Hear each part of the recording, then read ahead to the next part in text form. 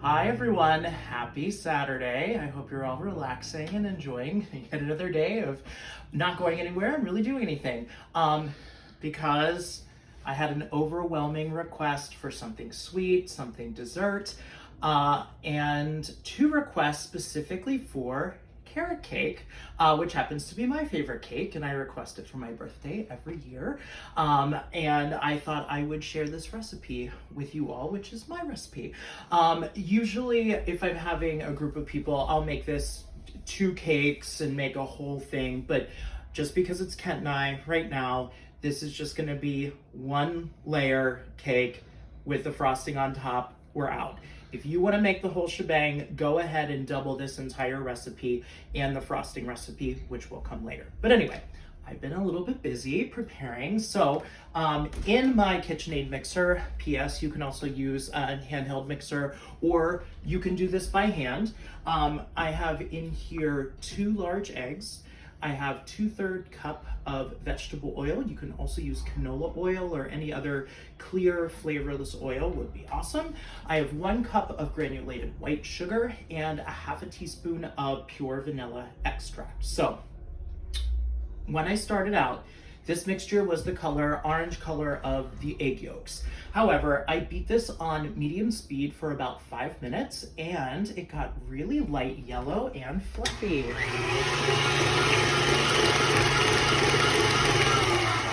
See that going in there?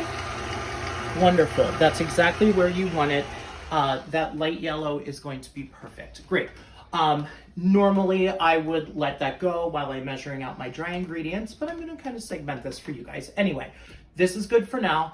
Let's move over here and measure out our fun dry ingredients. So we are going to do 1 cup and 1/4 cup of all-purpose flour. Now, when I measure out flour, I like to dip my cup in a little bit, grab some, and let it drop. I do this a couple times just to lighten this up because it's all been kind of compacted down into the package, or if you have one of those nice countertop canisters that I wish I had space for, you're gonna wanna do this as well. So anyway, do that a couple times. Once you feel like it's light, get in there, grab a good scoop, and I think I mentioned this before on another one of these videos. Baking is exact. We can't just like pull this out and be like, that's a cup, that'll be great. You will get too much flour in your recipe. So what I do is I just have it overflowing. I just take my finger real quick and run it across to level everything off like that. We're gonna sift this. I have a sifter. You don't have to. I just like to kind of do that for cakes to make them light. So that's 1 cup. We're going to do also 1/4. I'm gonna do this kind of same thing, but this is so small. I think it'll be fine. There we go. 1 1/4 cups of flour. Next, 1 teaspoon of baking soda. In this, you want to dig in here and level that off. Whoa. Make sure you have exactly a teaspoon. And word to the wise, I'm going to use this again for my cinnamon. However, if I had measured my cinnamon first, which will get all over the spoon, and then put it into my baking soda, I'm gonna get cinnamon into my baking soda, and that's no bueno. So sort of strategically plan out, if you're gonna reuse a measuring spoon, like what's gonna make it kind of okay to dip in other things and what's gonna like ruin it forever after it's used. So we will use that again for cinnamon. I am sort of strategically doing the same thing with my 1/4 teaspoon. And we are going to do 3/4 teaspoon, so 3 of these 1/4 teaspoons of kosher salt. And again, salt isn't really gonna dirty this up, so I figured I would do that first.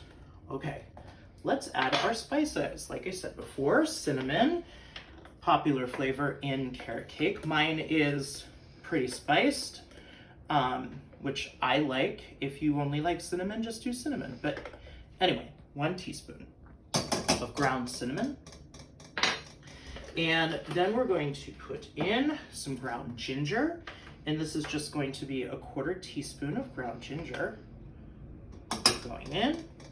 And then I'm gonna do 1/8 of a teaspoon of ground nutmeg, which is gonna be half of this 1/4 teaspoon. So just kind of dig in here and figure out what looks kind of like half of that. Stick it in. Now we get to sift. Yeah. So I just sort of keep pushing on this. And the reason I do this is just to eliminate any sort of lumps that happen in the flour so that when you stick it into the wet ingredients, you don't get big lumps of flour. Now, you could also achieve this just fine by measuring your ingredients into this bowl and then use a whisk and kind of break everything up and make sure there are no large lumps. And see, there's just a little bit of salt left in here that I can push through that were larger. All right, we are good to go with that. Goodbye. Now we are going to return to our mixture over here. I'm just gonna get this going because you want some air in this mixture before you put all of your dry ingredients into this. By the way, the wet ingredients, you cannot overmix. You are fine. Once flour goes into this mixture, beware, you can overmix. So we are going to do this in parts, just so I don't dump this whole thing and turn the mixer on and I'm in a cloud of flour and cinnamon. But I'm going to start incorporating all of this into here, maybe in 2 additions, and I'm going to do this on low speed. So once this looks like it is all in there, which is good, I'm going to add in the rest of this. I'm going to save this bowl. So I'm going to put that over there. And then we are going to kind of low speed stir all of this in until I do one final like whoop, just to make sure. And that is good. We're gonna leave that again for now. We're gonna come back, we're gonna come over here, and we are going to mix up our add-ins. Now, the only thing of these add-ins that is non-negotiable are the grated carrots. Otherwise, it's not a carrot cake. So what I did is I have a 1/2 pound of carrots and I grated them by hand on a box grater. Do not do this in the food processor with one of those slicing blades. It will be way too watery. Your cake will not turn out. You have to do this part, unfortunately, by hand. Anyway, 1/2 pound of carrots, it equaled about 1.5 cups when all was said and done. So I have a lovely 2-cup measure that Kent got me for Christmas. Thank you, babe. And this is 1.5 cups. So we're gonna let them go for now. I like to put nuts and raisins into my carrot cake. If you don't like nuts, do not use nuts. If you don't like raisins, do not use raisins. But I'm gonna put in 1/2 cup of each. And I'm using walnuts, and they've conveniently came in a chopped walnut pouch. You might wanna chop them by hand if they're whole. You could also use pecans in this as well. They would be really, really good. And then for whatever reason, I just think that golden raisins are a little bit superior to the regular like dark raisins that we all ate in the little carton for lunch at school. But if you only have the black darker raisins, go for it. So 1/2 cup of raisins. Now, in an effort to not have all of this sink to the bottom because it's heavier than this batter, while the cake cooks, we are going to coat all of these add-ins in flour. So I'm going to take 1 tablespoon of flour, stick it in here. I just use my hands and kind of just coat everything. Now, time to add the carrots in. Since these are wetter, and they're gonna absorb the flour a little bit more, that's why I do this second. So just try to get everything incorporated a little bit. All right, now, I am going to take my mixer and I'm gonna try to get everything that I can. Get this off of this beater and into this bowl, because we don't want to miss any of this. Though I do kind of like to, even though it's bad for you with raw eggs and raw flour, I really do like to taste my batter because it is really good with the cinnamon and everything. But anyway, we'll save that for a treat for later. All right, coming back here, now is the time we're gonna add in all of this. And I just do this by hand. I fold it in because, again, I don't like to over-mix this. And I think if we use the mixer, we just run the risk of producing a tough cake because we have worked that gluten way too much. And the threat of that diminishes when you do things by hand because we just don't naturally have the strength of the electric mixer.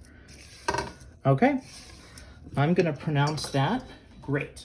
Get rid of some of this so we can pour this into our prepared pan. Yay! I'm using a springform just because I think it's easier to get the cake out at the end of the day. If you just have a regular 9-inch round pan, that's great to use. So I have traced the bottom of this pan and I cut out parchment paper the size of the bottom of the pan. I stuck it in there. I also sprayed it with a PAM, like baking spray with flour. You can use shortening, Crisco, anything, butter, and flour works well, anything like that. I think even though this is definitely a non-stick pan, I just don't want to run the risk of something sticking. Me trying to get the cake out, I went through all this trouble and the cake's ruined. So parchment is a wonderful assurance that your cake is gonna come out. So all we have to do is, can you see? Can you come over the other side? Just because I'm right-handed. Just get this all out. I don't like to leave any batter behind. No child left behind in here. We want it all to bake, even though again, it is delicious. All we need to do now is just give this top a little bit of a level off. Make sure we're good there, which I think we are. Okay, and now the only thing left to do is put this in our preheated oven, 350 degrees Fahrenheit. We're gonna bake this for about 50 minutes. I would check it around the 50-minute mark, but it might take an hour, depending on just the humidity of the day, the wetness of your carrots, and whatever. So, way to know when it's done. Toothpick, insert it in the center of the cake, pull it out. If there's still batter, like liquidy batter that looks like this still stuck to it, your cake's not finished, put it back in. If it comes out clean or with a little bit of a crumb to it, you're good to go. Cool this completely in the pan before you take this out or flip it out if you're using a regular pan. Okay, I'm gonna stick this in the oven and let this cool. I'll see you back here later to make the frosting.